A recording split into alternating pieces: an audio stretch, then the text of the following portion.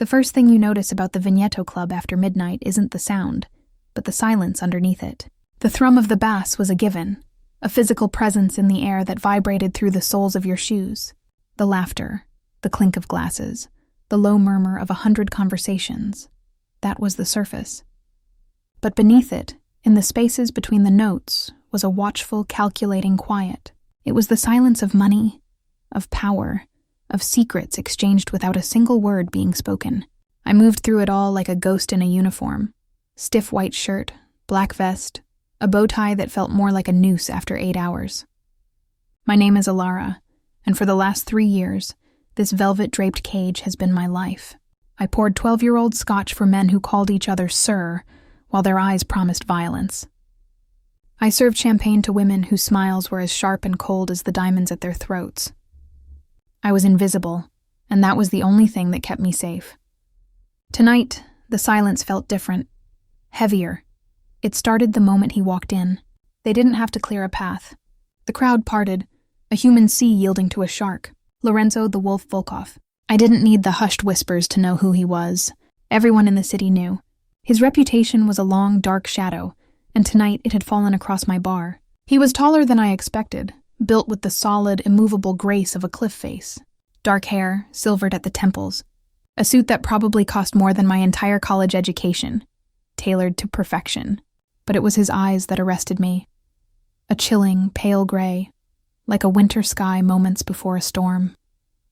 They scanned the room, not with interest but with ownership, and for a terrifying second they landed on me. I dropped my gaze, my heart hammering against my ribs like a trapped bird. I focused on polishing an already spotless glass, the routine motion a desperate anchor. Don't look up. Don't attract attention. Be the ghost. His entourage settled into the reserved booth in the corner, a nest of black suits and watchful eyes. But he didn't sit. He detached himself and walked toward the bar. My bar. Each footstep on the polished marble floor was a nail in my coffin. The space around me emptied as other patrons subtly found reasons to be elsewhere. I was ground zero. Vodka, he said, his voice a low rumble that bypassed my ears and vibrated straight into my bones. It was accentless, precise, and utterly devoid of warmth. Crystal head if you have it. Neat. I nodded, my throat too tight for words. I turned, my movements clumsy, and reached for the iconic skull-shaped bottle. My hands, usually so steady, trembled.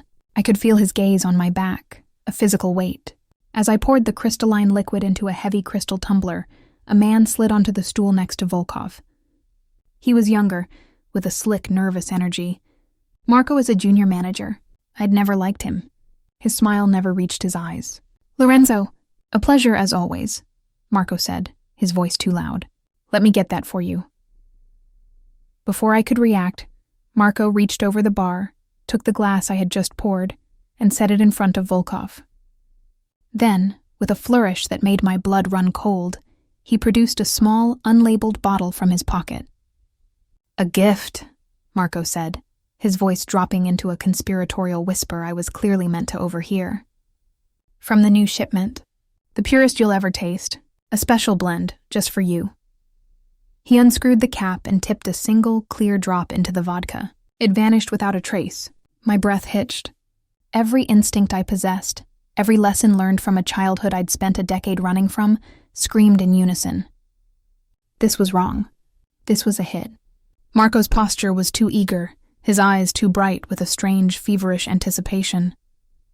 The way he'd intercepted the drink, the secretive bottle, it was a script from a nightmare I knew all too well. Volkov stared at the glass, his expression unreadable. He reached for it. Time didn't slow down. It shattered. My father's face flashed in my mind, his voice a desperate echo from the past. Don't ever get involved, Alara. You see something, you look the other way. You survive. But looking the other way was how we ended up at his funeral. My hands were moving before my mind could catch up. On a pristine cocktail napkin, I scrawled 5 words with a shaking hand. The pen felt like a weapon. I slid the napkin across the polished wood of the bar. It came to a stop right beside his untouched glass. Don't drink it, smile and leave now. I didn't look at him. I just turned and busied myself with the sink, pretending to wash a glass. My entire body braced for the explosion. The silence behind me stretched, taut and deadly. I could feel his gaze shift from the napkin to me. I heard the soft rustle of paper as he picked it up. A second passed, then another. The bass from the club pounded in my temples. Had he read it? Would he listen? Suddenly a hand shot out, not to take the glass or to throw it away. His fingers, strong and impossibly warm, wrapped around my wrist, pinning it to the bar. The grip wasn't brutal, but it was absolute, unbreakable. I gasped, my head snapping up to meet his winter gray eyes. There was no anger there, no surprise, just a deep, unnerving intensity, as if he were seeing me for the first time, and he was memorizing every single detail. He leaned in close, his voice a whisper meant only for me, the scent of cedar and cold night air washing over me. "Why?" he murmured, his thumb pressing against the frantic pulse in my wrist. "Would I do that, little ghost?" He hadn't drunk the vodka. He hadn't left.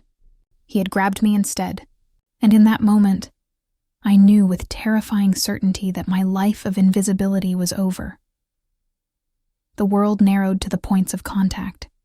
The cold, hard bar under my forearm, the searing heat of his grip on my wrist, and the terrifying intensity of his gaze. My heart wasn't just pounding. It felt like it was trying to shred its way out of my chest. Every survival instinct screamed at me to pull away, to run, to scream for help that would never come for someone like me. But I was frozen, trapped in the gravity of his presence. I don't know what you mean," I stammered, the lie flimsy and transparent. I tried to tug my wrist back, but his hold tightened infinitesimally, a silent, effortless reminder of his control. It wasn't painful, not yet, but it was a promise of how easily it could be. "The note," he stated, his voice still low, a private rumble in the cavernous noise of the club. His eyes flicked down to my trapped hand, then back to my face. "Explain." He hadn't acknowledged Marco. He hadn't looked at the poisoned glass. His entire focus was on me, and it was more terrifying than any overt threat.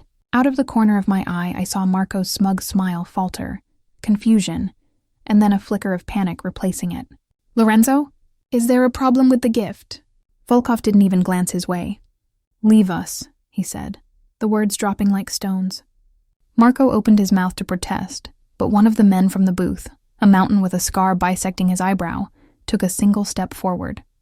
Marco paled, nodded jerkily, and slithered off the stool, disappearing into the crowd without a backward glance. We were alone again, an island of terrifying quiet in the sea of music and laughter. "You have 5 seconds," Volkov said, his thumb stroking once, slowly, over my pounding pulse point. The gesture was intimate, possessive, and utterly chilling. "Who are you?" "Alara," I whispered. "I just work here." "That is not who you are. That is where you are." He leaned closer, his voice dropping even further. "You saw something. You acted. People who just work here do not do that. They look away.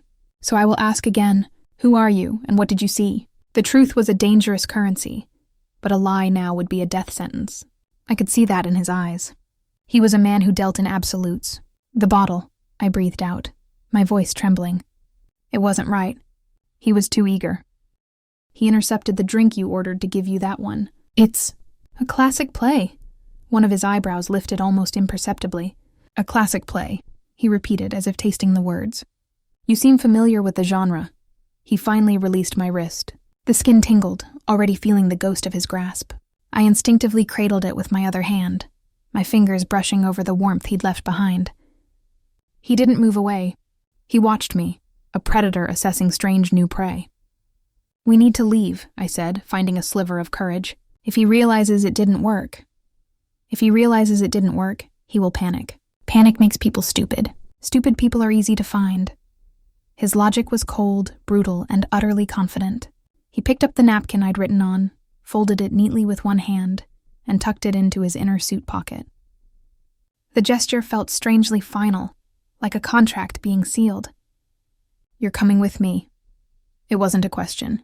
It was a decree. "I can't. My shift isn't over. I have—" "Your shift," he interrupted, his tone leaving no room for argument, "is over. Permanently. You do not work here anymore."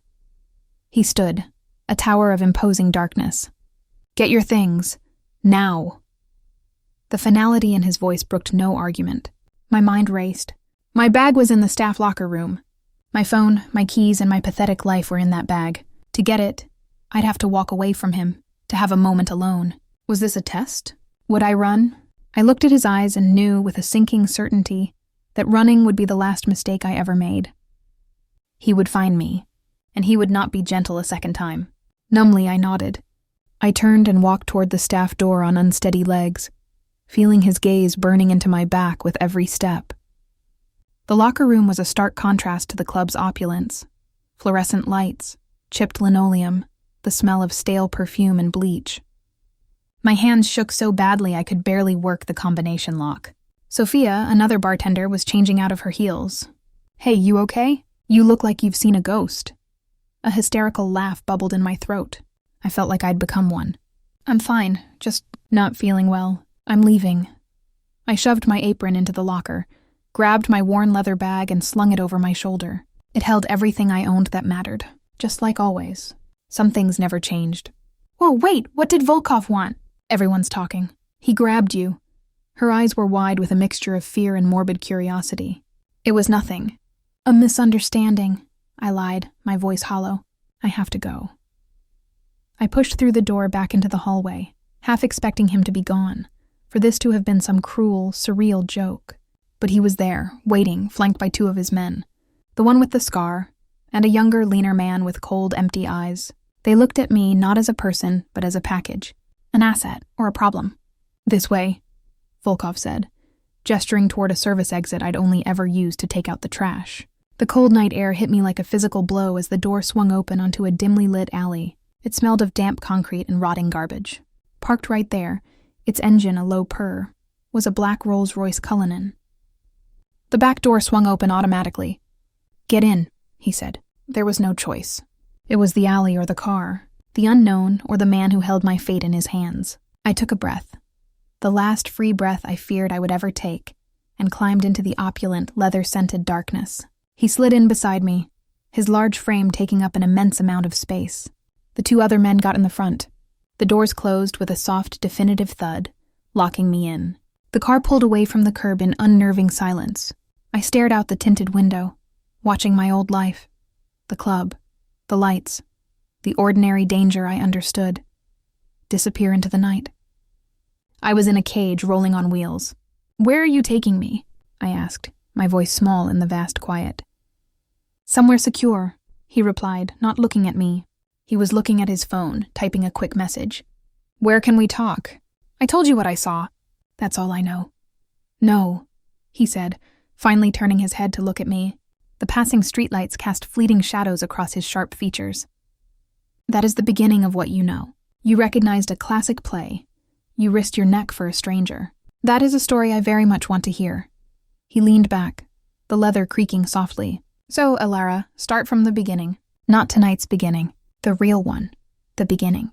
The words hung in the perfumed air of the car, a key poised before a lock I had sealed shut years ago. Where was the beginning? Was it the first time I heard a gunshot and didn't flinch? The first time I packed a bag in the middle of the night? The day they lowered my father into the ground, his principles etched on his cold face, a warning I had tried so hard to heed. I couldn't tell him that. The truth was a landmine, and every step could trigger an explosion. "There is no story," I said, turning to look out the window at the blur of sleeping city streets. "I'm a bartender. I watch people.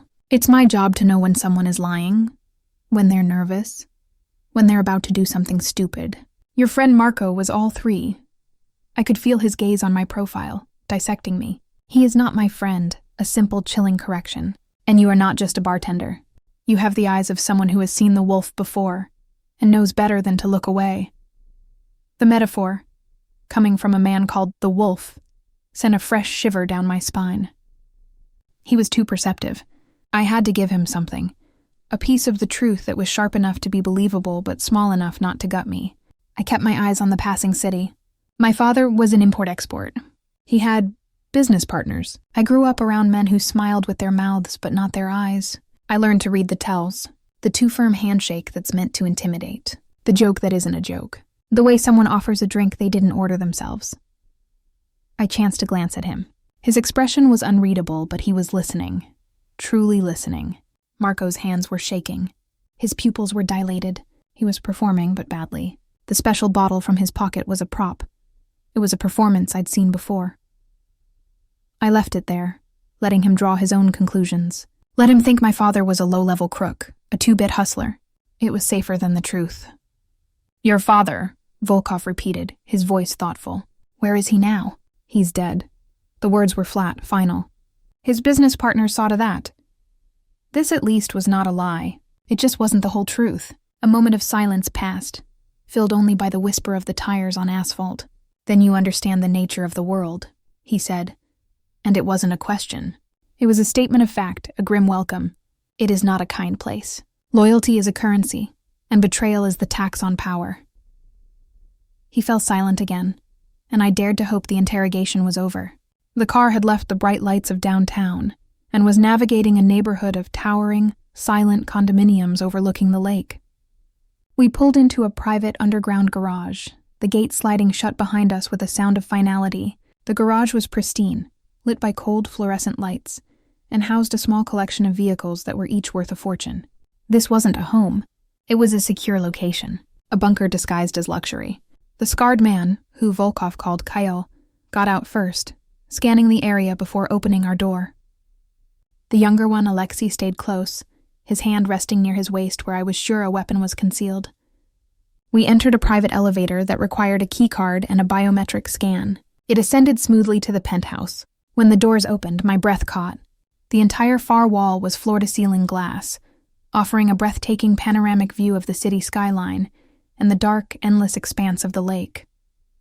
The interior was all cool minimalism.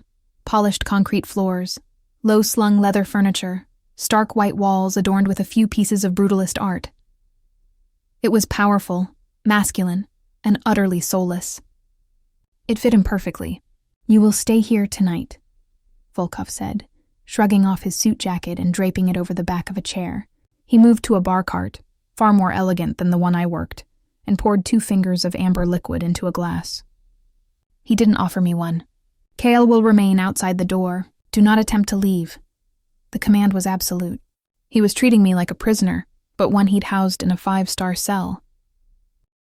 You can't keep me here, I said, a spark of defiance igniting despite my fear. He took a slow sip of his drink, his gray eyes pinning me over the rim of the glass. I can, and I am. You interfered in a matter you do not understand. That act made you a part of it. Until I know who Marco was working for and what they intended, you are a material witness. And a potential target. A target? The word was a cold stone in my stomach. They saw you. They saw you speak to me. They saw me take you. If they are competent, they will already know your name. Your address. He let that hang in the air. A sentence of its own. My apartment. My small, shabby, but mine apartment with its flimsy lock and friendly, oblivious neighbors. It was no longer safe. The reality of my situation crashed down on me. I was untethered. Jobless, homeless, and trapped in the penthouse of a crime lord. This is insane, I whispered, wrapping my arms around myself. I was just trying to do the right thing. The right thing, he repeated, a flicker of something that might have been amusement in his eyes. A dangerous habit. He finished his drink and set the glass down with a soft click. There is a guest room down the hall to the right. It has everything you need. We will continue this in the morning. He turned and walked away, disappearing into a main suite without another word, leaving me standing alone in the vast, silent, beautiful room. I was adrift. I found the guest room. It was like a hotel suite. King-sized bed, ensuite bathroom with marble tiles, a walk-in closet empty except for a plush robe. It was impersonal and perfect. I sat on the edge of the bed, my bag still slung over my shoulder. I felt dirty, out of place. I pulled out my phone. No service, of course. He'd thought of everything. I was completely cut off. I thought of my friend Chloe. We were supposed to have brunch tomorrow. She'd text, she'd call, she'd worry when I didn't show up. What would I tell her? That a handsome Mafia kingpin had kidnapped me? It sounded like the plot of a bad movie. But the fear was real. The memory of Marco's panicked eyes was real. The phantom grip of Volkov's hand on my wrist was real. I was trapped in a gilded cage, and the wolf was right outside the door. I didn't sleep. I lay in the absurdly comfortable bed, staring at the ceiling, listening to the unfamiliar sounds of the building. Every creak, every hum of the central air was a potential threat. My mind raced, cycling through escape plans and discarding them just as quickly. Where would I go? What money did I have? I had a few $100s in cash, maxed out credit cards, and a perpetually anemic bank account. I was, for all intents and purposes, already his.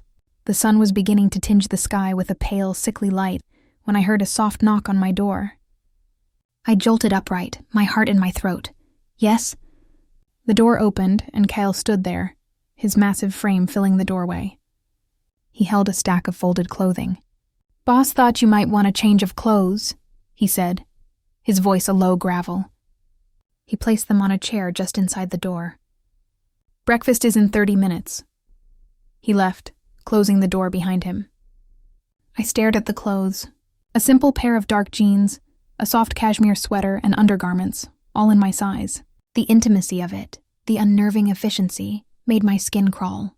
He hadn't just guessed. He'd had someone find out. When I emerged, showered, and dressed in the clothes that felt like a uniform I hadn't chosen, I found Volkov at a dining table, reading a tablet. He looked up as I entered. In the morning light, he looked different. Still dangerous, still imposing, but more real. The sharp lines of his face were softened slightly, the silver at his temples more pronounced.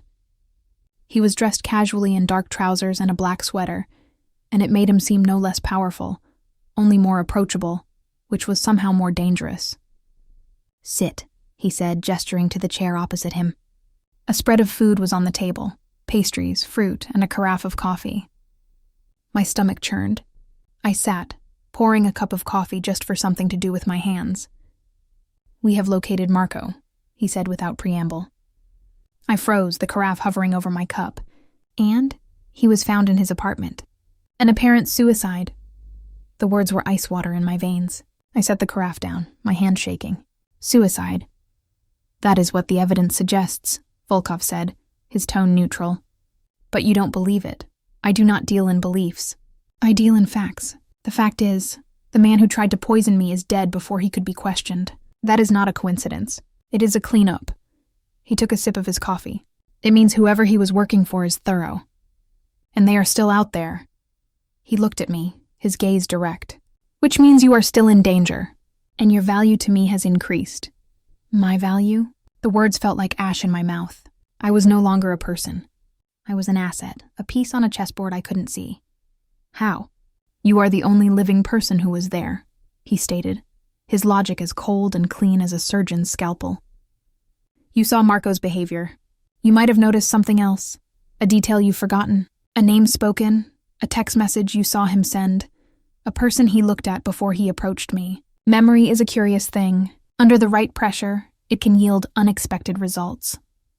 I pushed the plate of food away, my appetite gone. "So I'm your consultant now?" "You are my guest," he corrected, though the word was a lie and we both knew it. "A guest with a unique perspective. And until the threat is identified and neutralized, your safety is my priority. My safety or your access to my memory." A faint, almost imperceptible smile touched his lips. It didn't reach his eyes. They are for the moment the same thing.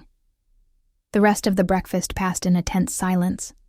He returned to his tablet, scrolling through financial news and emails with a focused intensity that was intimidating. I picked at a piece of fruit, my mind racing. Marco was dead. Murdered. The reality of it was a cold stone in my gut. This wasn't a game. The people we were dealing with didn't just fire employees. They erased them, and I was a loose thread they would happily snip. After breakfast, he stood. "I have business to attend to. Kale will remain. Do not attempt to contact anyone. The phone lines are monitored, and the perimeter is secure." He paused at the door, looking back at me. "The library is through that door. You might find it diverting." And then he was gone. The elevator door swallowing him whole, leaving me alone with the silent, watchful Kale. Diverting. The word was a taunt. I was a prisoner with a view. For a long time, I just stood at the window, watching the city come to life below. People were going to work, getting coffee, living their everyday lives, oblivious. I felt a pang of such profound longing it was a physical ache. I would have given anything for my cramped apartment, my noisy neighbors, the soul-deep exhaustion of a double shift. The mundane had never seemed so beautiful. Eventually, restlessness drove me to explore. The penthouse was vast. Beyond the main living area was a state-of-the-art kitchen that looked never used, a formal dining room that could seat 20, and finally, the library. I pushed the heavy wooden door open and stepped inside. It was breathtaking, 2 stories high, with a wrought iron spiral staircase leading to a mezzanine level. The walls were lined with books, real books, whose leather spines were worn and smelled of old paper and wisdom. It was the first thing in the entire place that felt warm, that felt lived in. My fingers trailed along the spines as I walked. History, philosophy, volumes of poetry in multiple languages. This wasn't a decorator's collection. This was a reader's library. It was a contradiction that unsettled me. The man who could order a death with a single word also read Rilke. I climbed the spiral staircase, the metal incredible under my bare feet. The upper level had a comfortable armchair and a small desk. And on that desk, sitting alone as if waiting for me, was a book, a collection of Italian sonnets. It was old, the pages foxed with age. Something made me pick it up. It fell open to a specific page, the spine cracked from repeated use. One poem was circled in faint, elegant pencil. My love is like a fever, longing still. I snapped the book shut, my heart doing a strange, uncomfortable flip. This was a vulnerability, a crack in his armor. And I had no idea what to do with it. I felt like I'd stumbled upon a secret I wasn't meant to see. The day dragged on. I tried to read, but the words blurred on the page. I paced. I stared out the window. The silence was oppressive. Cale checked on me once, his large frame a silent reminder of my captivity, then retreated to his post. I was going stir-crazy. The walls, no matter how expensive, were still walls. It was late afternoon when the elevator chimed. I tensed, expecting Volkov, but it was a woman who stepped out. She was perhaps in her late 50s, with sharp, intelligent eyes and hair pulled back in a severe silver bun. She was dressed in an impeccably tailored pantsuit and carried a leather briefcase. "Ilara, I presume," she said, her voice crisp and professional. "I am Ms. Petrova. Mr. Volkov has asked me to see to your necessities." She set the briefcase on the table and opened it. Inside was a new, top-of-the-line smartphone, a laptop, and a wallet. The phone and laptop are secure, connected to a private network. They cannot be traced, and their usage is monitored. "Your old phone." She held out her hand. It was not a request. Hesitantly, I retrieved my old phone from my bag and handed it to her. She placed it in the briefcase without a second glance. The wallet contains new identification, credit cards, and a modest amount of cash. "Your old identity is suspended for the time being. It is for your protection." I picked up the new ID card. Ilara Rossi. The name felt foreign. The photo was one I didn't remember taking, my face pale and serious. "He can't just give me a new name." "He can, and he has," Ms. Petrova said, unmoved. "It is a temporary measure. Your financial accounts have been consolidated and transferred to a new secure institution. Your rent has been paid for the next 6 months, though you will not be returning. Your employer has been informed that you resigned due to a family emergency. All loose ends have been tied." I felt dizzy. In the space of a few hours, my entire life had been systematically dismantled and reassembled by a stranger. The efficiency was terrifying. "And my friend, Chloe? She'll be worried." "A message has been sent from your old number explaining that you have taken a last-minute opportunity to work on a private luxury yacht in the Mediterranean. Limited communication for several months. It is a credible cover." She closed the briefcase. "Is there anything else you require?" I just stared at her, speechless. What could I possibly require? My freedom? My life back? She seemed to take my silence as an answer. "Very well. Mr. Volkov will return this evening." And with that, she turned and left, the elevator doors closing on her impassive face. I was now Ilara Rossi. I had new money, new tech, a new past. The old Ilara was on a yacht, a ghost. I sank onto the sofa, the new phone feeling like a lead weight in my hand. This was more than protection. This was assimilation. He wasn't just keeping me safe. He was remaking me in a way that suited his world. And the most frightening part was the small, traitorous part of me that was relieved. The part that was tired of running, tired of worrying, tired of being alone. This cage, for all its bars, was incredibly comfortable. When Volkov returned that evening, the atmosphere shifted. He brought the energy of the outside world in with him, a chill, a tension that hadn't been there before. He dismissed Kale with a nod and poured himself a drink, his movements tight, controlled. "Did Petrova see you?" he asked, his back to me. "Yes. She gave me a new life." I held up the new phone. "Thank you." He turned, hearing the bitterness in my tone. "Sarcasm does not suit you. It is a necessary precaution. Your old apartment was searched an hour ago."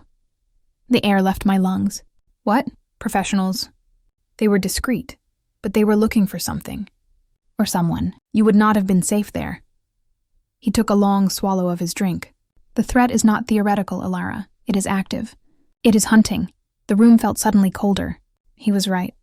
The new identity, the penthouse prison, it wasn't paranoia. It was a response to a real and present danger. The last of my defiance crumbled, replaced by a cold, sharp fear. "What happens now?" I asked, my voice small. "Now," he said, walking toward me, his gray eyes intent, "we begin your real work.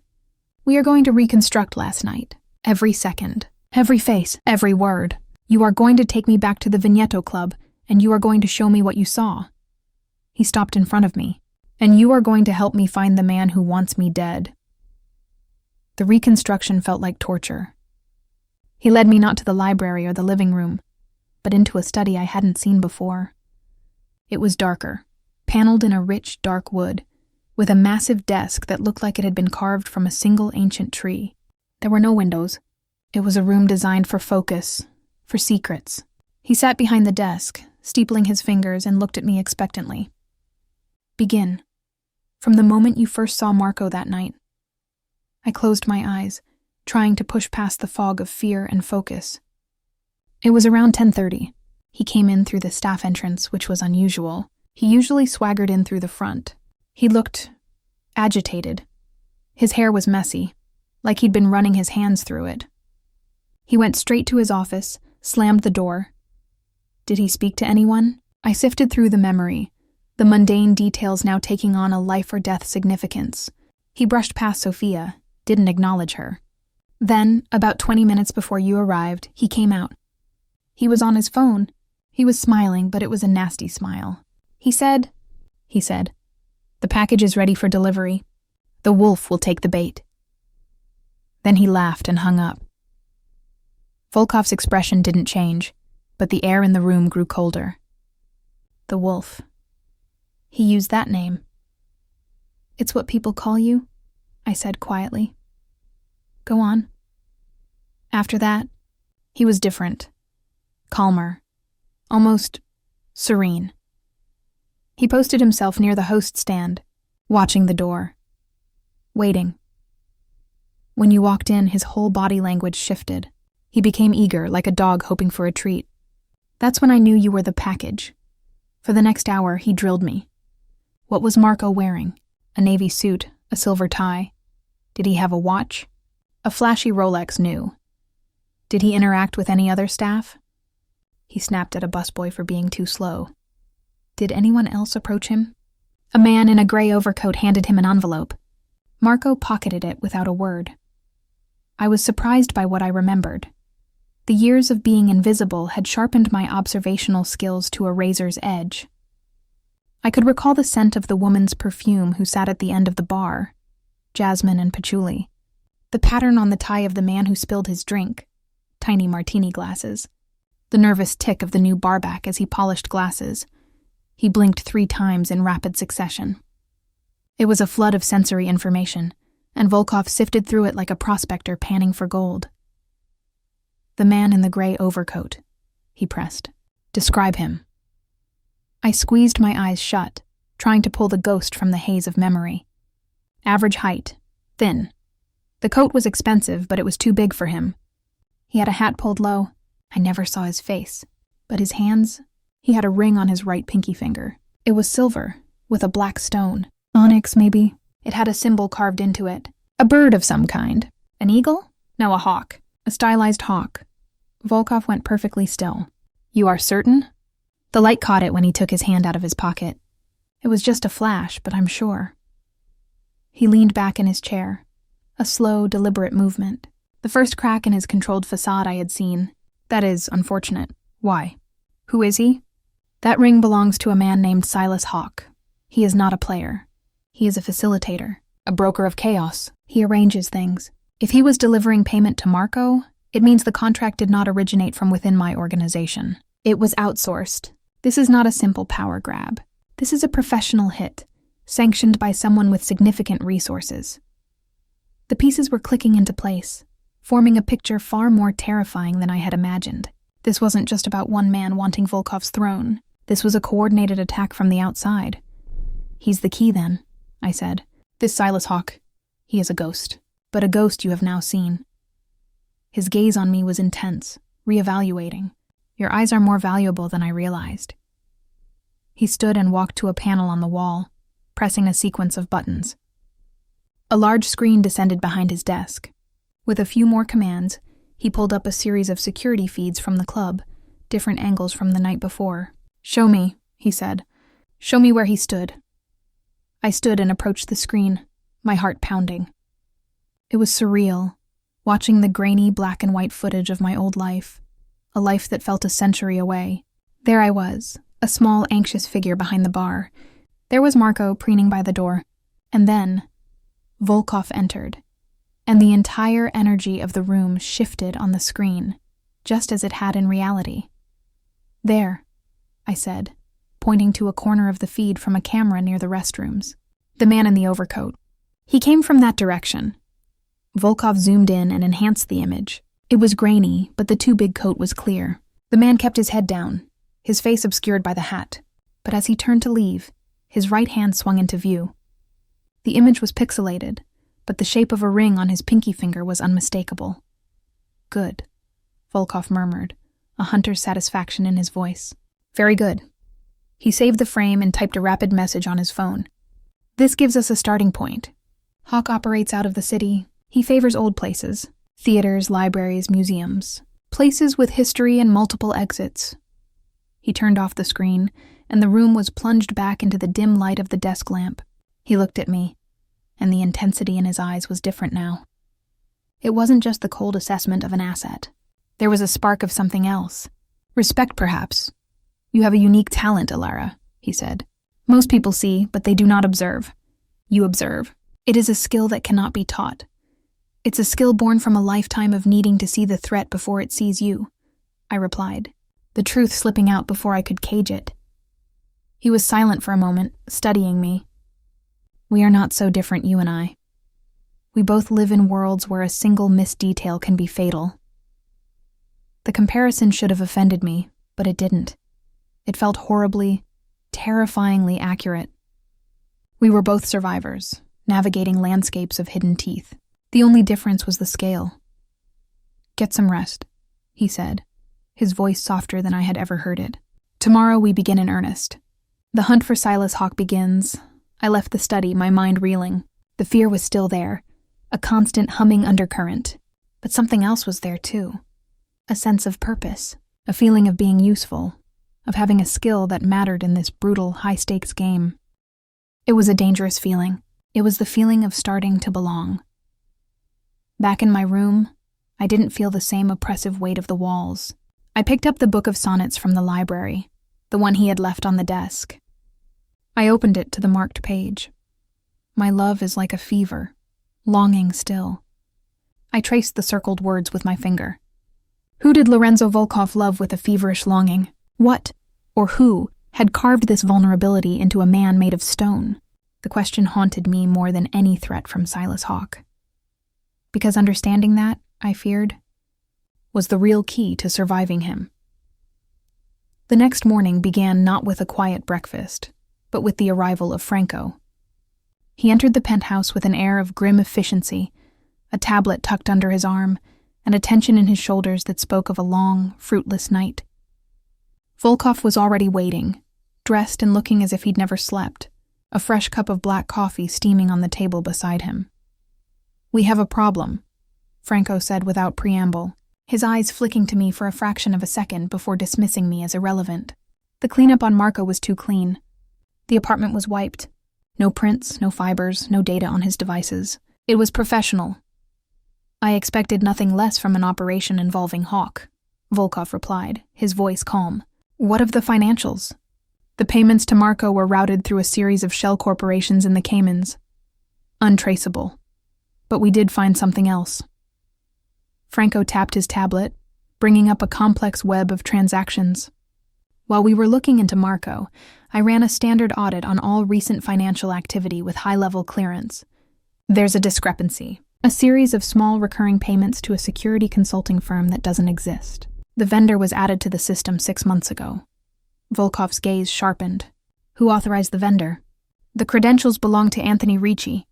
A muscle in Volkov's jaw twitched. Anthony, he said, the name a soft exhale that carried more weight than a shout. He has been with me for 15 years. He handles our most sensitive, legitimate investments. The payments are small, easily overlooked. A few thousand a month, but the pattern is consistent. And the timing coincides with when our security protocols at the docks were compromised, leading to that lost shipment in October. The air in the room thickened. This was no longer an external threat. This was a worm, burrowing deep from within, betrayal from a trusted lieutenant. I stood frozen near the kitchen island, feeling like I was eavesdropping on my own execution. This was the inner workings of his empire, and the machinery was corroded. Volkov's eyes cut to me. Ilara, come here. I approached slowly, feeling Franco's disapproving gaze on me.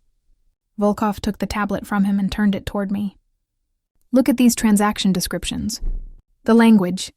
Tell me what you see. It was a test, another one.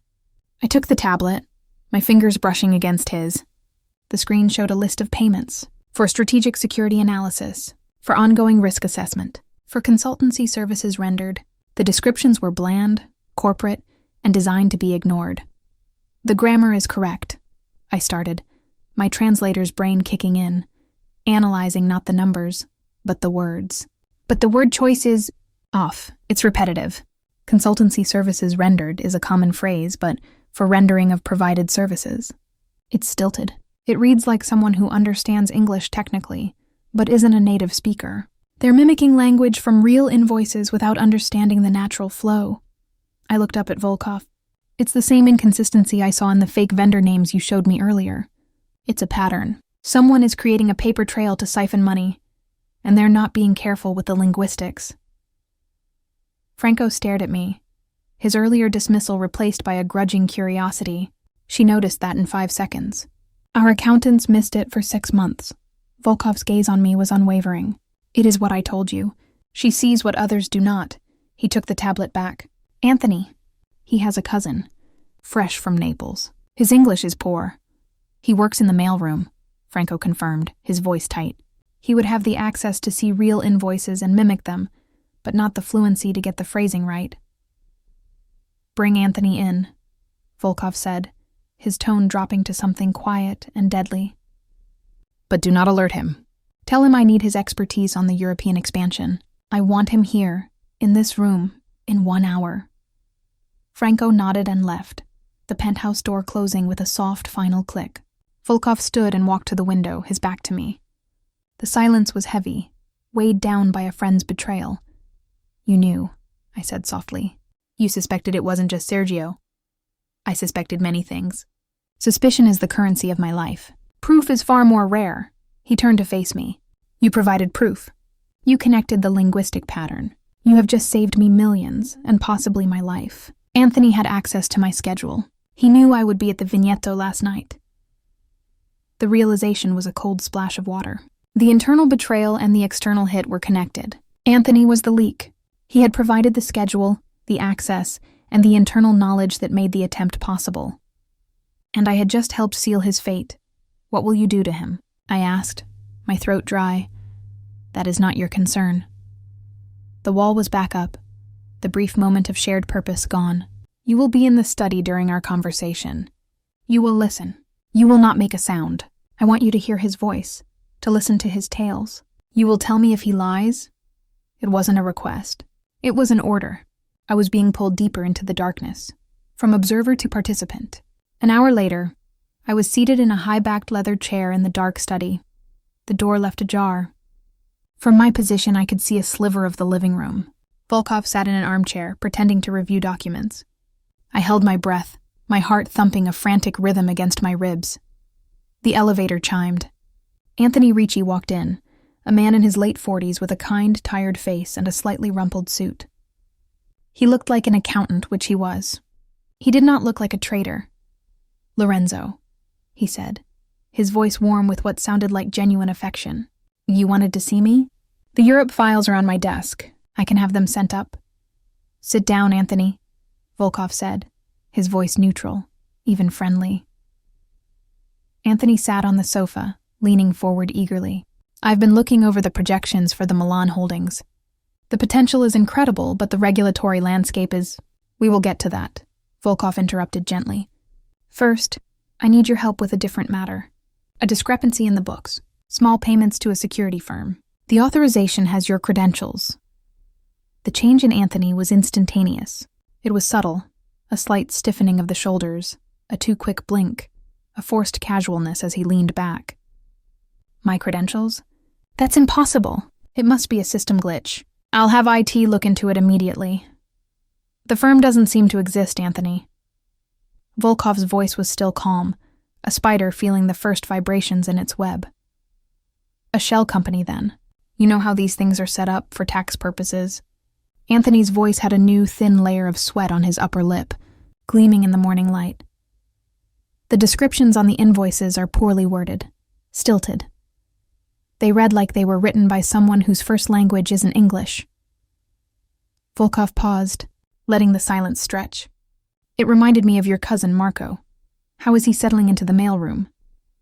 "That was the trap." And Anthony walked right into it. "He's fine. A hard worker, but his English is still not good. He would never be involved in something like this, Lorenzo, I swear." He stopped. He realized his mistake too late. He had confirmed the connection without being accused of it. The air left the room.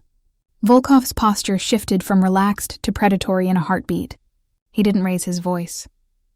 "You have been with me for 15 years, Anthony. You held my son at his baptism." Anthony's face crumpled. The genial mask fell away, revealing raw, terrified guilt beneath. "Lorenzo, it was just a little money for my daughter's medical bills. The treatments, they're not covered. I was going to pay it back, I swear on my life." "A little money," Volkov repeated, his voice dropping to a whisper that was more frightening than any scream. "And in return, what did you give them, Anthony? My schedule? Are there security rotations for the dock shipment? What was the price for your daughter's life?" Anthony broke. Sobs racked his body. "It was Sergio. Sergio came to me. He knew about the money I took.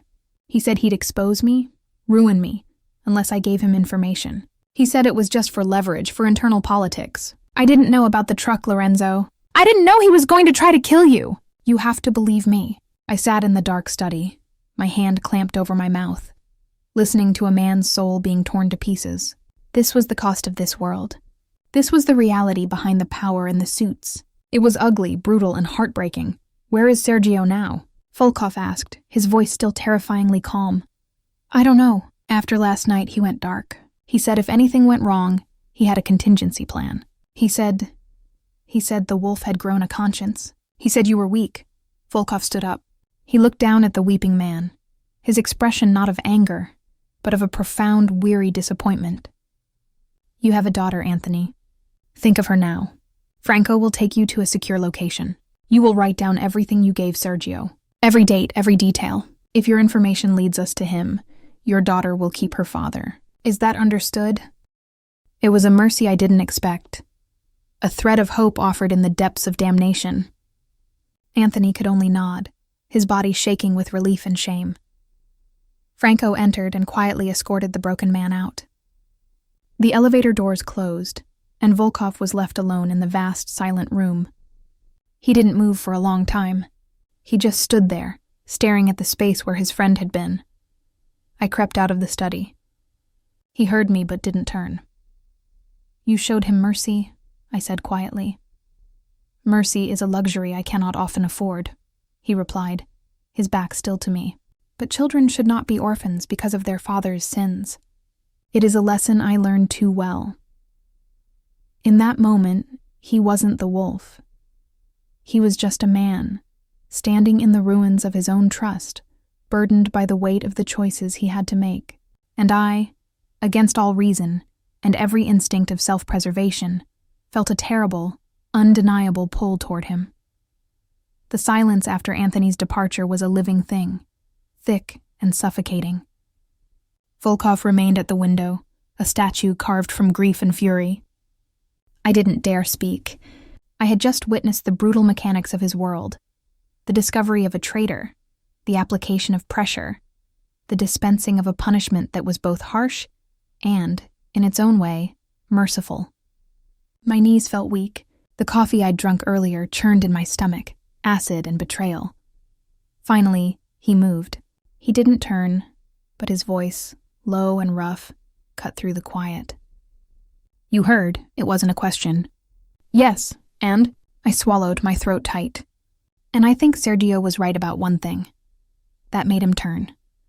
His gray eyes were storm clouds promising a tempest. Explain. You do have a conscience. It's why Anthony is still breathing. A truly weak man would have killed him in a fit of rage. A truly ruthless man would have killed him as a message. You found a third path. That's not a weakness. That's a different kind of strength, a harder one. He studied me, his head tilted, as if I were a complex document in a language he was only beginning to decipher. You see things in shades of gray, he observed. That is a dangerous way to see my world. It is mostly black and white. Life and death. Loyalty and betrayal. Is it? I challenged, a spark of my old defiance igniting. Then why am I still here? I'm a shade of gray, an outsider who saw too much. The black and white choice would have been to pay me off and send me away, or to silence me permanently. You did neither. You brought me into your home. You're using my skills. That sounds like a shade of gray to me. A long, tense moment passed. Then something remarkable happened. A genuine, weary smile touched his lips. It was brief, but it transformed his face, carving lines of humor and humanity around his eyes and mouth. It was devastating. You are, without a doubt, the most infuriating woman I have ever met. The tension in the room shifted, twisting into something new, something electric and uncharted. The space between us seemed to shrink. I could feel the heat from his body, smell the faint, clean scent of his soap mixed with the lingering aroma of coffee. My heart was no longer pounding from fear, but from something else entirely. A reckless, terrifying curiosity. We need to find Sergio, I said, my voice barely a whisper, an attempt to claw back to safer ground. We will, he replied, his gaze dropping to my mouth for a heartbeat before meeting my eyes again. But first we eat, and you will stop arguing with me. He ordered food from a restaurant that didn't have a menu, the kind that asks how many people and then sends a masterpiece. We ate at the dining table, the spread of food between us like a temporary peace treaty.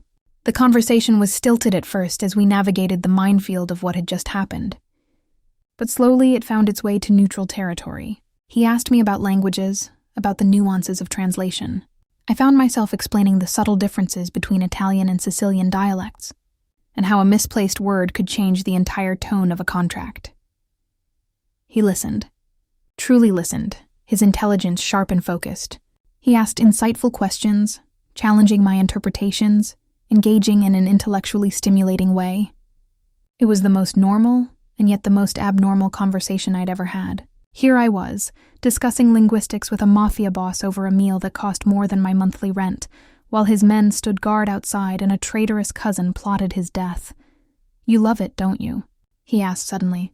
The puzzle of it, finding the hidden meaning in the words. It's the only thing that's ever made sense to me, I admitted. Words have rules. Structure. You can deconstruct them, understand their architecture. People are messy, unpredictable, like me, especially like you. He leaned back, swirling the red wine in his glass. My father believed fear was the only language that truly translated across all cultures. I have spent my life trying to learn a different vocabulary. What vocabulary is that? Respect, alliances, legacy. He looked at me, and the intensity was back, but it was softer now. A legacy worth leaving. The air between us grew thick again, charged with unspoken things. The memory of his thumb on my wrist, the way he'd looked at me after I'd stood up to him, the terrifying pull I felt toward this impossible man. It all coalesced into a single, breathless moment. After dinner, I retreated to the library, needing space to think. I picked up the book of sonnets again, the worn pages a tangible link to the hidden man inside the fortress. I was still standing there when he found me. He stood in the doorway watching me. "You are drawn to that book." I closed it, holding it to my chest like a shield. "It's a contradiction. I'm trying to understand it. Some contradictions are not meant to be understood, only accepted." He walked into the room, stopping a few feet away. The dim light from the single lamp cast his face in shadow and sharp relief. "My mother was a poet. A terrible one, but she loved the words. She believed they could save people. This was hers." He gestured to the book in my hands. "She sounds like a romantic." "She was a fool," he said, but there was no malice in his words, only a deep, abiding sadness. "She loved my father. She believed her love could gentle him. It could not. This world devours romantics."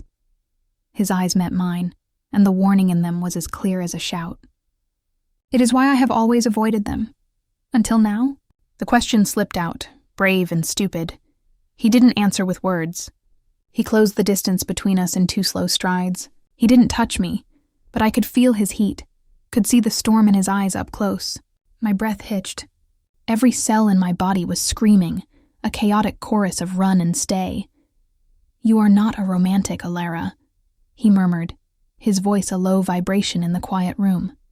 "You are a realist, a survivor. That is the only reason you are still standing here. That is the only reason I am allowing this. This madness. What madness?" I whispered, my heart hammering against my ribs, against the book I held between us. His hand came up, so slowly, and he brushed a stray strand of hair from my cheek. His fingertips were surprisingly gentle, a whisper of contact that sent a jolt straight through my core.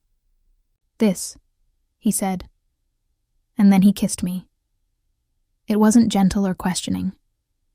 It was a claim, a release of all the pent-up tension, the curiosity, the dangerous attraction that had been simmering between us since the moment he'd grabbed my wrist in the club.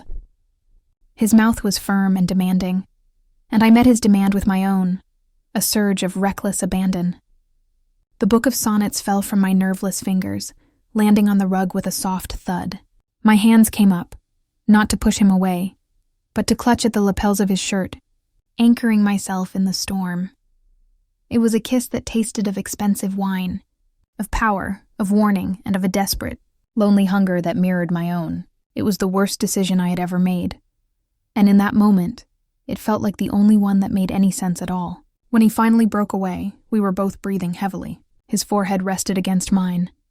His eyes closed. "This is a terrible idea," I breathed, echoing his own words back to him.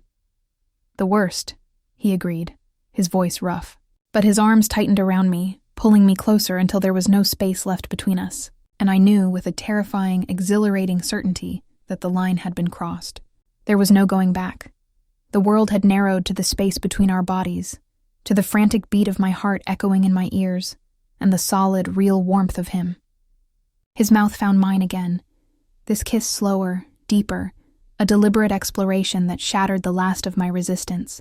The careful walls I had built around myself, the rules for survival, crumbled into dust. My fingers tangled in the soft hair at the nape of his neck, pulling him closer. A low groan rumbled in his chest, a raw, unfiltered sound that was nothing like the controlled tones he used for business. This was the man stripped bare. And I was answering him with an honesty that terrified me. He walked me backward until my legs hit the edge of the large reading desk. Books and papers scattered as he lifted me onto it, his hands sliding from my waist down to my hips, pulling me to the very edge until I was flush against him. The hard line of his body was an undeniable reality, a promise and a threat all in one. "Alara," he breathed against my lips, my name a prayer and a curse. His hands came up to frame my face, his thumbs stroking my cheekbones with a reverence that belied the violence I knew he was capable of. "Tell me to stop." It was a command and a plea, the last exit offered before the point of no return. I looked into his winter-gray eyes, saw the storm there, the war between his nature and this new dangerous desire. I saw my own reflection, wild-eyed and willing. I could have lied. I could have summoned the ghost of my father's warnings. I could have chosen survival. Instead, I told the truth. Don't you dare. A feral, triumphant light flashed in his eyes. He kissed me again, a conquering kiss, and his hands left my face to work at the buttons of my shirt. My own fingers were clumsy on the buckle of his belt, on the buttons of his own crisp white shirt. Fabric rustled and fell to the floor, a puddle of our defenses. When his skin met mine, it was an electric shock. He was all hard planes and coiled strength, a landscape of old scars and warm living flesh. His mouth traveled from my lips to my jaw, down the column of my throat, and I arched against him, a soft cry escaping me. The world outside, Sergio, the threats, the dead men, and the betrayals ceased to exist. There was only this: the scent of him, cedar and man, the feel of his calloused hands mapping my body, the taste of him on my tongue. He was meticulous, demanding, leaving no part of me unexplored, unworshipped. It was an assault on my senses, a claiming that felt less like an invasion and more like a homecoming to a place I never knew existed. When he finally entered me, it was with a slow, deliberate pressure that made me gasp, my nails digging into the hard muscles of his back.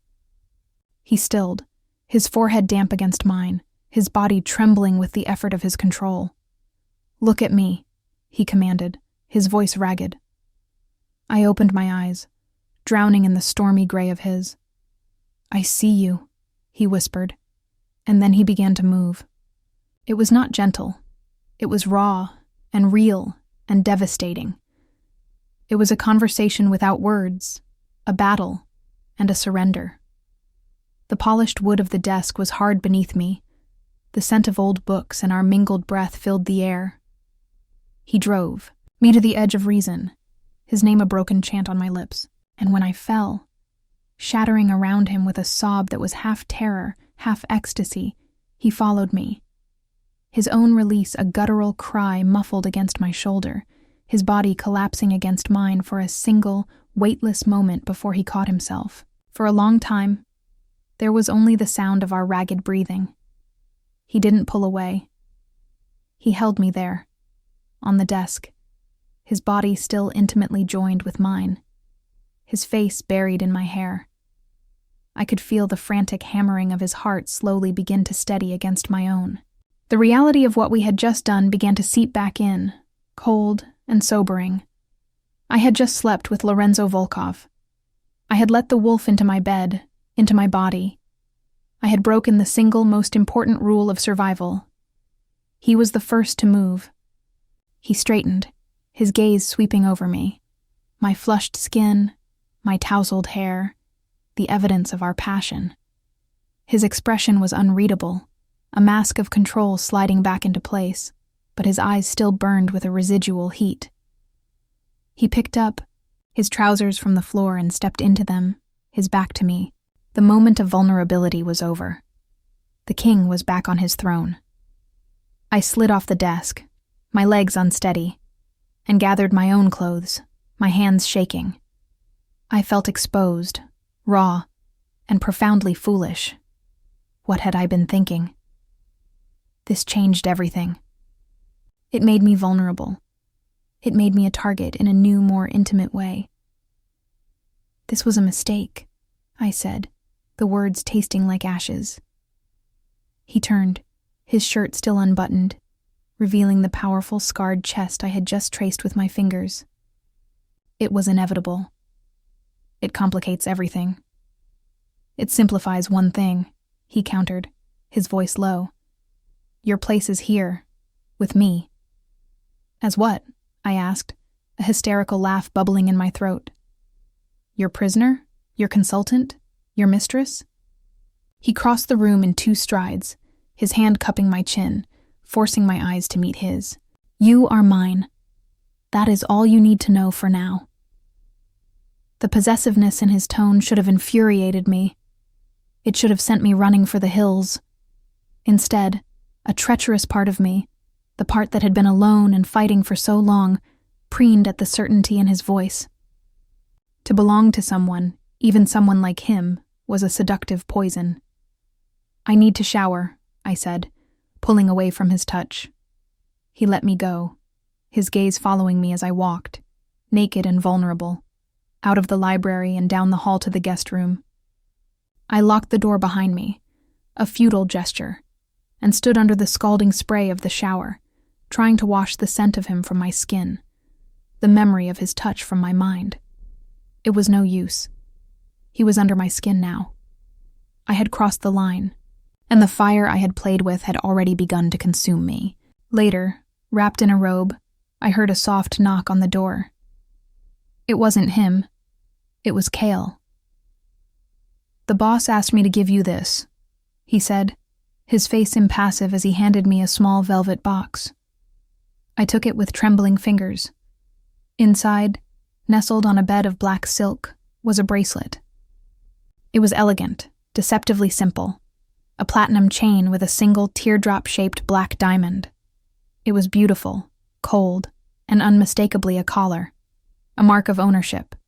There was no note. None was needed. I closed the box and set it on the nightstand. I didn't put it on, but I didn't throw it away either. I just stared at it, a symbol of the gilded cage I had just willingly stepped into. The hunt for Sergio was still on. The threat was still very real, but the battlefield had irrevocably shifted. It was no longer just outside these walls. It was right here, in this room, in the frantic beating of my own traitorous heart. The bracelet sat on the nightstand like an unspoken verdict. I didn't touch it.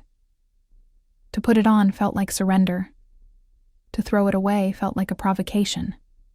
So I let it sit there, a cold, glittering question mark at the periphery of my new reality. Sleep was impossible. Every time I closed my eyes, I felt the ghost of his hands on my skin, heard the ragged sound of my name in his voice. I had tamed nothing. I had only thrown myself into the wolf's den, and now I was waiting to see if I would be devoured or kept. The morning came, gray and muted through the floor-to-ceiling windows. I dressed in the clothes provided for me, another uniform of soft, expensive fabrics that felt like someone else's skin, and ventured out. The penthouse was silent. For a heart-stopping moment, I thought he was gone, that the night had been a dream, and I was alone again. Then I saw him. He was on the terrace, a cell phone pressed to his ear, his back to me. He was dressed in another impeccable suit, the armor fully back in place. The man from the library was gone, locked away behind a wall of crisp, white cotton and tailored wool. I stood in the doorway, unsure of my welcome, of my role. He finished his call and turned, his gaze sweeping over me. There was no warmth in his eyes, no acknowledgement of what had passed between us. There was only the cool, assessing look of a general surveying his troops. "We have a lead on Silas Hawke," he said, his voice all business. He was spotted last night at the Orpheum Theater. A private viewing of a restored silent film. It fits his profile. He walked past me into the living room, picking up a tablet from the coffee table. He uses the chaos of a public place as cover. The crowd, the noise, the multiple exits. "So what's the plan?" I asked, my voice sounding small. "We visit him. Tonight. The final performance." He handed me the tablet. It displayed the theater's layout, blueprints, and security camera locations. "I want you to look at this. You have a fresh perspective. Tell me what you see." It was a peace offering, or perhaps a distraction. A way to re-establish the professional dynamic that I had so thoroughly obliterated. I took the tablet, my fingers brushing against his. There was no spark this time, only a dull ache. I focused on the screen, falling into the familiar comfort of analysis. The Orpheum was a labyrinth, multiple levels, winding corridors, and service passages that weren't on the original plans. "He'll have lookouts," I said, zooming in on the balconies. "Here and here. They'll have a clear view of the main entrance and the lobby. If they see you or your men, he'll be gone before you reach the foyer." "Agreed," You can't go in through the front. You need to be a ghost. I traced a route on the screen with my finger. There's a service entrance on the west side, used for deliveries. It leads directly to the backstage area. From there, you can access the private boxes through a maintenance corridor. It's not monitored. He looked at me, a flicker of that earlier respect returning to his eyes. How do you know that? I translated the renovation contracts for the Historical Society 2 years ago. I remember the addendum about preserving the original service routes for structural integrity. It was a fight with the city planners. A small, sad smile touched my lips. It's funny. That boring, tedious job might help you catch your ghost. Nothing about you is boring, Alara, he said, his voice low. The use of my name, the first time he'd said it since the library, felt like a caress. He took the tablet back, his fingers typing rapidly. We'll use your route. A small team, Franco, I, and 2 others. We go in quietly. And me? I asked, already knowing the answer, dreading it. You will be in the command vehicle, 2 blocks away. You will have a live feed from our body cameras. You will be our eyes. If you see something we miss, you say it. He finally looked at me. Really looked at me. I trust your eyes. 3 words. They shouldn't have meant anything. They should have been a manipulation, a tool to ensure my cooperation. But they landed in the hollow, aching part of me that had always been alone. And they took root. He trusted my eyes. No one had ever trusted me with anything more important than correctly translating a clause about liability. The rest of the day was a whirlwind of quiet preparation. Men came and went, speaking in low tones. Weapons were checked, communications tested. I was given a headset and shown the bank of monitors that would be set up in the armored van. I was to be the silent watcher in the sky. As dusk began to settle over the city, painting the sky in shades of violet and orange, he found me once more in the library. I was standing by the window, watching the city's lights begin to glitter like fallen stars. You should not have come here last night, he said from the doorway. I didn't turn. You shouldn't have kissed me. I am not a good man, Alara. I have done things that would haunt your dreams. I know. This world, it will destroy anything soft. Anything good? I finally turned to face him. You keep telling me how dangerous you are, Lorenzo, as if I haven't figured it out for myself. But you brought me into this. You made me a part of it. You don't get to warn me away now. He walked toward me, stopping an arm's length away.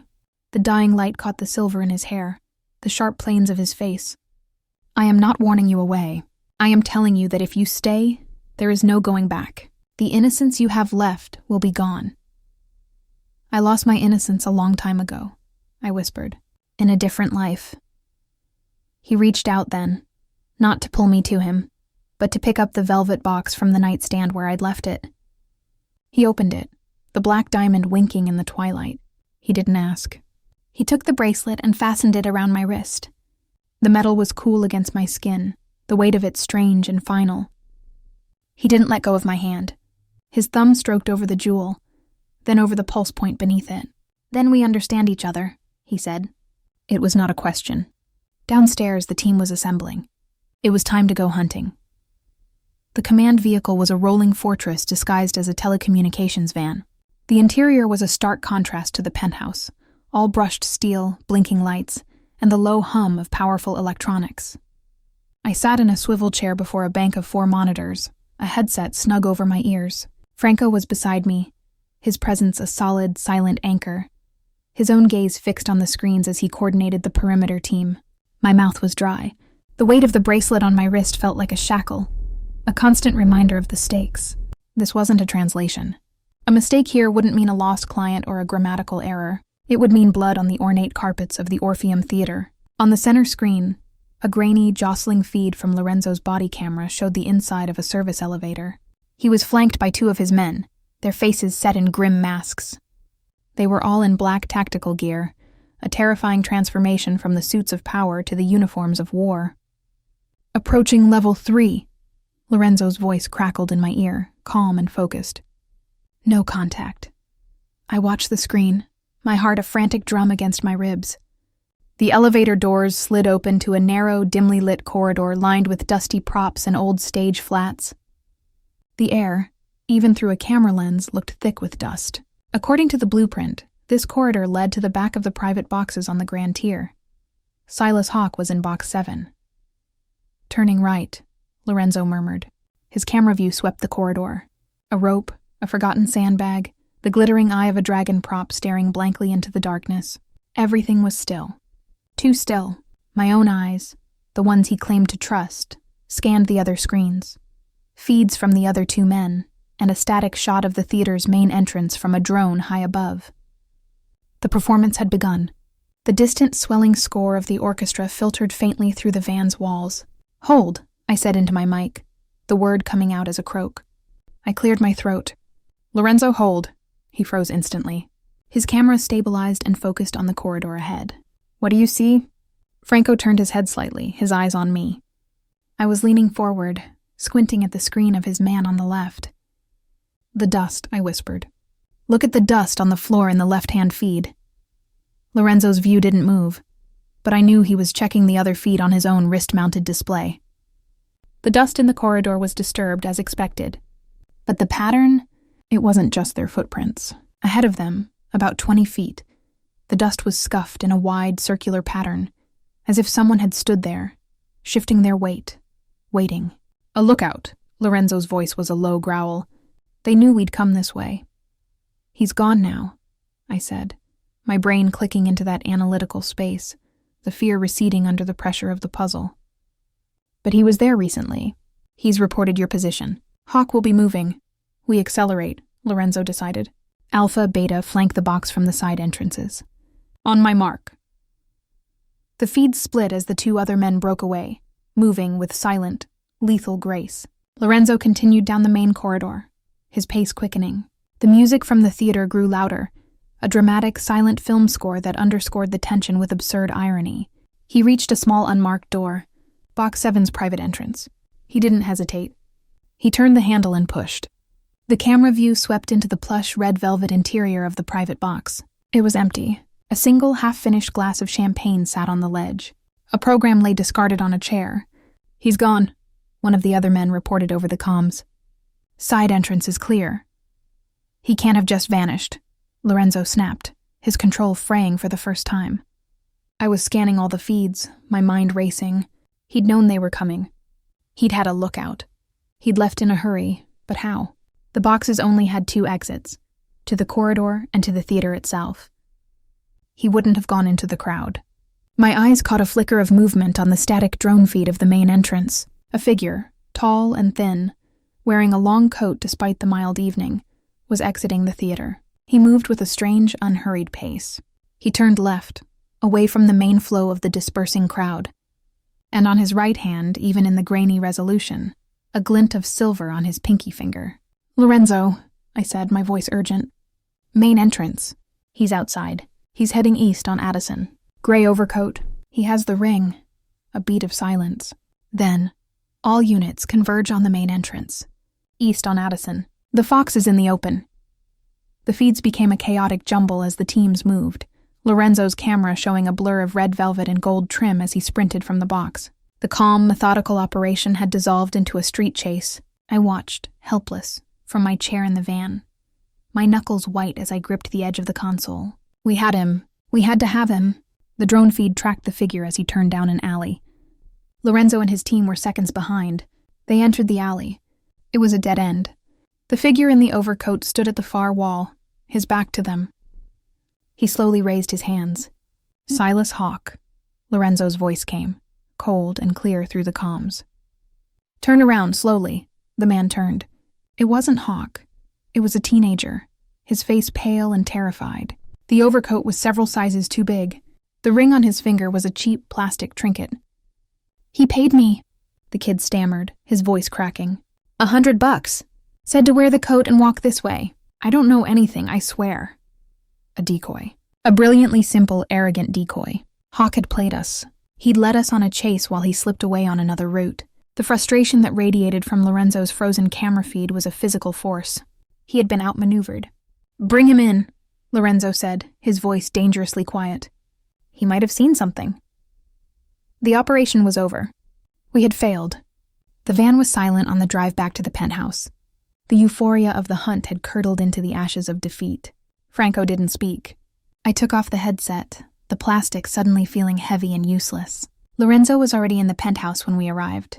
He had shed the tactical gear and was back in his dark slacks and a shirt, the sleeves rolled up.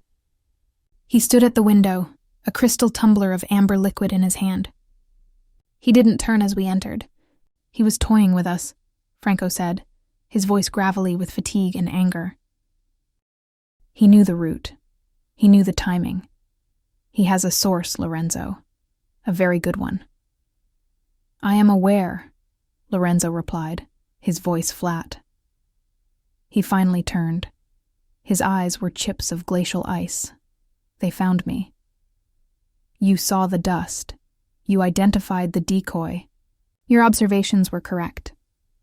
It wasn't praise. It was a cold, hard fact. It wasn't enough. No, he agreed. It was not. He walked toward me, stopping close enough that I could smell the whiskey on his breath. He is laughing at me. He thinks this is a game. He thinks I have grown slowly. Soft.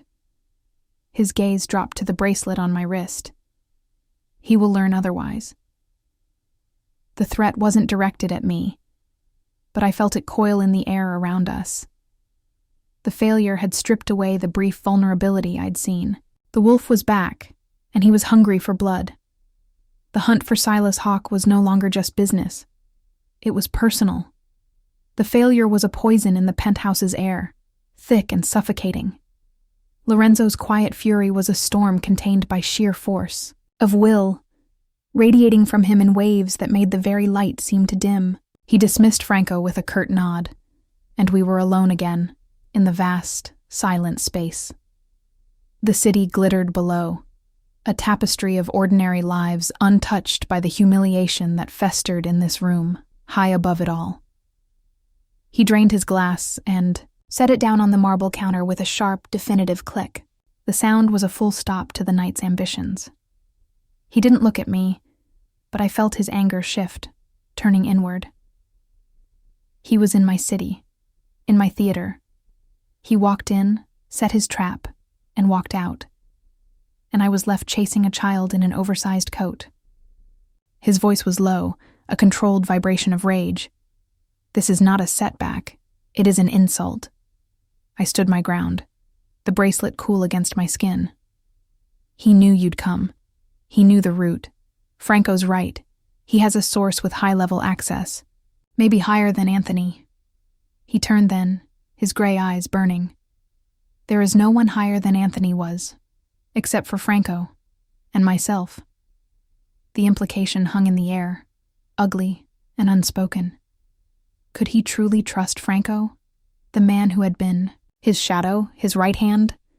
In this world, it seemed, no one was above suspicion, not even the king himself. What did the boy say? I asked, needing to steer us back to facts, away from the corrosive doubt. Nothing of value. A man approached him outside the theater, paid him cash, gave him the code and the ring, told him where to walk. He never saw his face. Lorenzo ran a hand through his hair, a rare gesture of agitation. It was a message. He is not just hiding. He is performing, showing me that my domain is his stage. He walked toward his study and I followed, drawn into the vortex of his plotting. He activated the large wall screen, pulling up city maps, traffic camera feeds, and the theater's blueprints once more. We look for the anomaly, he said, more to himself than to me. The one thing that does not fit. The theater was his chosen venue. Why? It is not just the exits, it is the crowd, the performance. He needed the cover. He zoomed in on the guest list for the private boxes, procured by means I didn't question. He was not there to watch me. He was there to meet someone. My eyes scanned the list of names, a roster of the city's elite, philanthropists, corporate heirs, a visiting opera star. Nothing stood out. Then I saw it. A name tucked away in box 5, not 7. A name that should not have been there. Lorenzo, I said, my voice tight. Look, box 5. He followed my gaze. The name on the screen was Alexander Rostenkowski, a city alderman, a man known for his anti-corruption crusades and his very public, very vehement denunciations of organized crime. A man who had called for Volkov's head on a political platter more than once. Rostenkowski, Lorenzo breathed, the name a revelation. He was meeting Rostenkowski. The pieces snapped together with brutal, chilling clarity. This wasn't just an external power play or an internal coup. This was an alliance. Silas Hawke, the broker of chaos, was brokering a deal between Sergio and a politician. Sergio would get the throne, and in return, Rostenkowski would get a cleaned-up city, with Volkov's organization either dismantled or handed to him on a silver platter. The political legitimacy would protect Sergio from external rivals. It was a masterstroke. He's not just trying to kill you, I whispered, the scope of the ambition stealing my breath. He's trying to replace you, permanently, with a politician in his pocket. Lorenzo's face was a mask of cold, calculating fury. The personal insult was now a strategic catastrophe. The gala, he said. In 2 days, the museum fundraiser. Rostenkowski is the guest of honor. Hawke will be there. He will need to finalize the terms. He looked at me, and the storm in his eyes had crystallized into a deadly purpose. That is where we will be too. We can't just walk in. It's a high-security event. You. I am a patron of the arts, he corrected, a thin, dangerous smile on his lips. And you, my dear Alara, will be my translator. I have a sudden, pressing need to discuss Renaissance. Art with a Japanese investor who speaks no English. Your cover is perfect. The plan was audacious. To walk into the lion's den, to stand in the same room with the man who wanted him dead and the politician who was sanctioning it. It was either brilliance or madness. And what do we do when we're there? We observe, we listen. We find the thread. And when we do, his smile vanished, replaced by an expression of absolute finality. We pull, and we watch their entire world unravel. He stepped closer, his hand coming up to cradle my jaw, his thumb stroking my cheek. The touch was no longer about passion, but about possession, about alliance.